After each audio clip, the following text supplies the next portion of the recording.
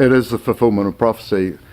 The Jews have this prophecy where they have to destroy Europe before the Messiah comes. And Messiah just means someone whose earlier works are followed later. And all of these words have definitions like Lord, Christ, Messiah, Mashiach. Mashiach's born on a certain day during Rosh Hashanah after 7 years of certain events, which just happened to be my birthday and the time of my birth, which makes me King of Israel. Now, Israel's supposed to be run by a temple, not a government. So in acknowledgement of me being Mashiach, Israel has not been able to form a government in the last 17 months. So is this all tied in with what you have to do as well? Absolutely, absolutely. And we've been working on this since 1988. I've been working on it since 1980. Greg speaks a lot about biblical prophecies, predictions, signs that have helped him on his journey. He's agreed to show us some of these signs today. This is a prophecy marker. It's a stele. It's the disc stele, and it was put up in June 2000, and it predicts the day that I would arrive, pretty much within 6 days, and it shows the location from Jerusalem, and that location is 11 miles out. Okay. It's 2,222 miles to Jerusalem, and this says 2,211, and that 11 is a guide to rotate the disc mirror 11 degrees, and then it's an exact match with the Sea of Galilee in the shape. And C, S-E-A, is homophonous with the Roman numeral C, which is 100, and the disc mirror is exactly 100th the size of the Sea of Galilee. Wow. You've worked all this out? I just came across it one day and saw it, and it predicted how old I would be when I noticed it. And the coordinates on it are actually the coordinates of the Sizewell nuclear power station. What? Which is 21 nautical miles away. So the code is to size this up well, it's nuclear. So I had a look at this, I had a look at the Dismere, I related it to the Sea of Galilee, and then they built a structure over the water, which is a floating platform, exactly where the apostles left on the Sea of Galilee, and it does a right angle exactly where Jesus was standing on the water. It's like, size this up well, it's nuclear. So what is something like this doing in a rural village in the middle of nowhere? It's part of Christianity's oldest science called typology theology, which means that what happened then will happen in another place in some future time. And this stone, this stele, marks that future time and marks that location. And I'm going to show you just how involved that prophetic marking is.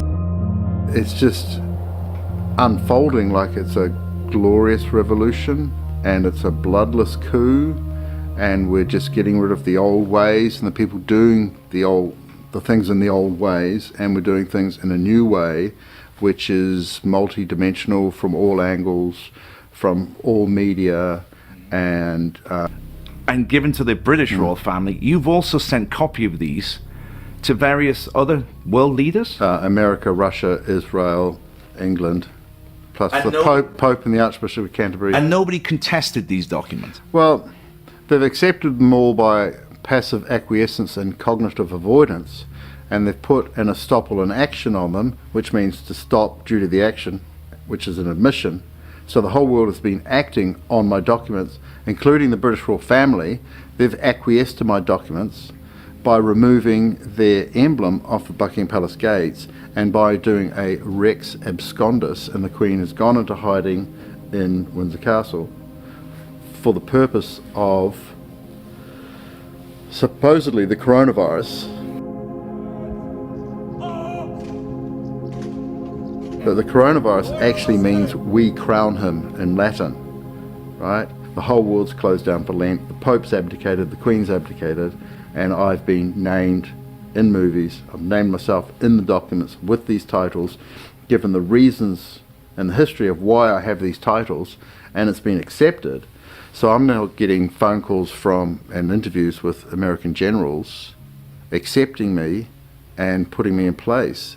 Wow. And the whole world is acting on it. And people saying, how excited are you? And I'm going, actually, it just feels normal. It just feels, I've got no ego, super ego. I'm just walking the path, you know. So you're just taking it all in your stride, really. You're just letting it all unfold. It's like I was imbued with it.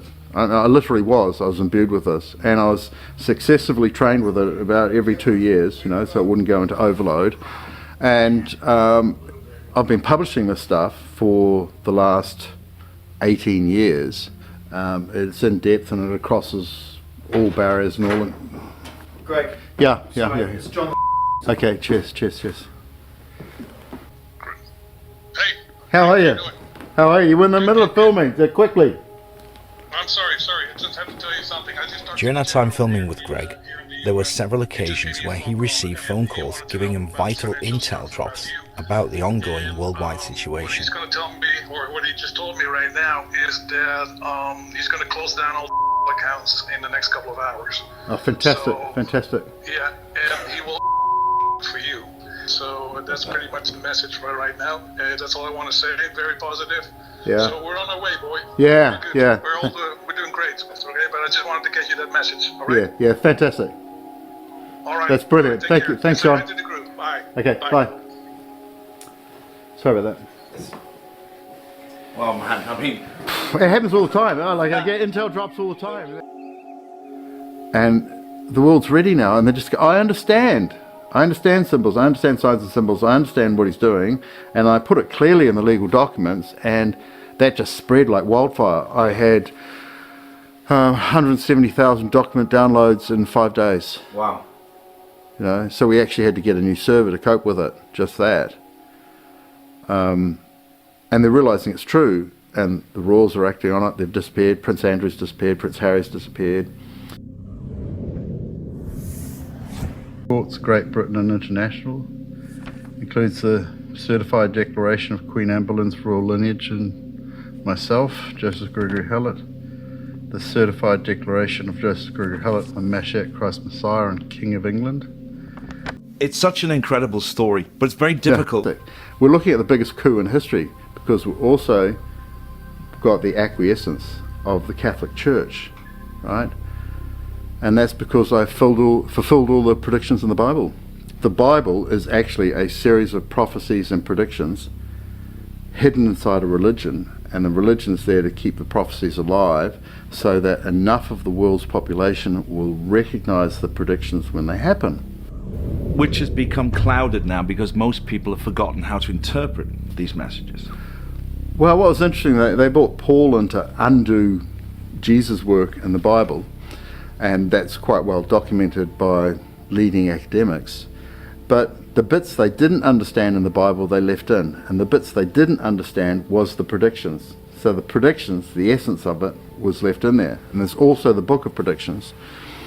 And the Book of Predictions was summarized in the Rosicrucian cosmography drawn by Sir Walter Raleigh, and there's a key required for that Rosicrucian cosmography to show who is the silent Roman Emperor, the King of the United Kingdom, and then it was England, and Great Britain. I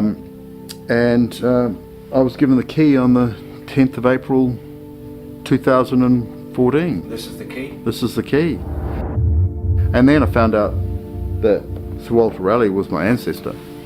And when I finished these books, it just tipped over from winter into summer season. I was living 100 metres from the coast in the Algarve. So I went down to Beneka, had a coffee and a beer, and I thought, where am I going to live? You know?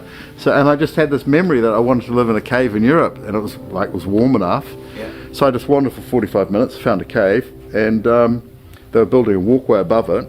So I got the offcuts, threw them down into the cave, created a level platform, and just slept on the ground, and then got an airbed, and then slept on that. I was there for about 123 days, but because of giant waves coming up, hitting the 40-foot cliff face and going up another 50 feet, I didn't sleep there the entire time, so I slept there 100 days. And then I found out that Sir Walter Raleigh had also been to that cave, and that he had drawn it, he'd sat in the cave and drawn the lion-shaped rock with Noah's Ark on top of it. I'm sitting in this cave, before I knew this, I'm sitting in this cave and I'm looking at this rock, and then a replica of Sir Walter Raleigh's ship goes past, and I capture a photo of it sitting on top of the lion's head, you know. And that's exactly what Sir Walter Raleigh drew, and he named me Joseph Gregor Hallet on the Rosicrucian cosmography. Draw 2 blank spaces in the top left, top right for exactly this, which is the royal mark of the Prince Regent Duke Governor, which means king to be. And that Rosicrucian cosmography was a summary of the Book of Predictions that was stored 30 miles west, near just north of Faro. So the Book of Predictions, was that a different layout, a different version of the Bible? Because Jesus, who held the title Christ, right, Christ is a title, because Jesus, who held the title Christ, he represented the end times New Age in his time, like kind of from the Old Testament to the New Testament. He had to predict who would next represent the end times New Age. So he wrote the Book of Predictions. Sir Walter Raleigh could speak and write in 6 languages. He got that during the Cadiz Faro raids, collecting books for the Oxford Library. And he kept that Book of Predictions to himself, interpreted it, and he said, go 30 miles west to an arch in the rock, it's 27 feet high, go through there, find the cave, which had been struck by plasma arcs from another planet, and sketch it and write down these names, Joseph Gregor Hallet, and this is the next person to represent the end times New Age. And I was actually living in that cave when I got the phone call from the Sangreal saying the Priory de Sion, the top of the occult, have just selected us to represent the end times. And I'm hearing a slightly staticky phone because there's not a lot of reception in a cave. And so that was great. We did that. And I found out all the dates and when the changeover was, and, you know, to get right down to detail. So you knew it was going to be 2020? Now this was 2014. Right. So I was doing it. And it's, the way they mark 2014 in the Rosicrucian cosmography is to have 2 little X's, it's 20, and then they have a big vertical feather, it's the 1, and then they've got another feather, one's in a 4 and the other's is a 7, and that marked 2014, which is the 7 year, yeah, 2 plus 1 plus 4, and that started on the 7th of July, so it's 777, and that's the number for the end times New Age. It's also the number for the Shin, 21, and I'd been running the Shin since 1980, and the Shin is the Forbidden Secret, and the Forbidden Secret is British royal family are illegitimate, and the biggest secret in the Catholic Church is that there were 2 Jesuses. wow. Okay, so this is my huge Zeus-like thunder, but no lightning. And it came here, and a thunderbolt of sound split 1/3 of my profile oak tree off, and it fell on the ground and produced, the leaves went gold, and it produced a golden crown with 24 major branches on it, fulfilling the prophecy that 24 elders had seats. And what was left inside was a Jesus on the cross, the Passion of Christ, with 2 horses either side, and what came down on the ground was an Anubis-like figure, also with some horses in it. And this formed the 4 horses of the apocalypse. Now, when oak splits, it makes the sound apocalypse, and it is the color of the 4 horses of the apocalypse: black, red, pale, and white. So what happens here is we've got 2 horses remaining in the tree, either side of the Passion of Christ, and we've got another 2 horses falling down. That's the 4 horses of the apocalypse. And the prediction was that a man with a very sharp axe, who was 20, that's 80 years old, would cut it down in hail and incense. And I just happened to be walking past on the 7th of December and asked him if he could cut out this Anubis shape, this horse-shaped figure. And he said, sure, come back tomorrow, 8th of December. And he had this massive, really sharp chainsaw, and he cut out the Anubis figure for me, and it was sleet, and he was burning brushes, which was the incense, and he was 80 years old. It was just a fulfillment of prophecy. And when I filmed it, there was no clouds, and this rainbow appeared out of the sky and landed in the gravestone 100 metres that way. So I went and looked at the gravestone. It said Henry William Hallet. And that was also in the Bible prophecy.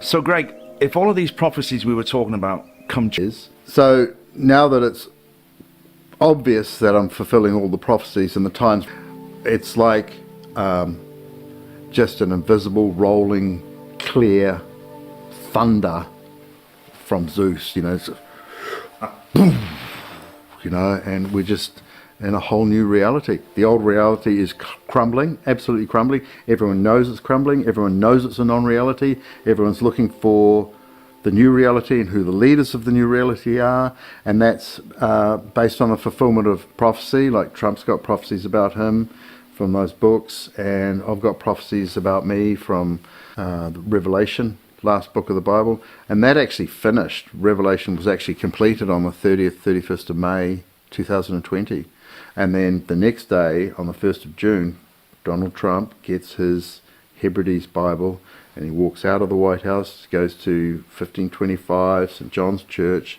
holds his Bible up as the symbol that Revelation had been completed. And what it says is, Christ, I come quickly, right? it's amazing. If you could leave this interview and give one message, send one message to the entire world, what would that message be?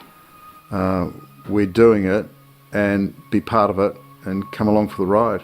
It's happening. It's absolutely happening. It's Aranga, the awakening.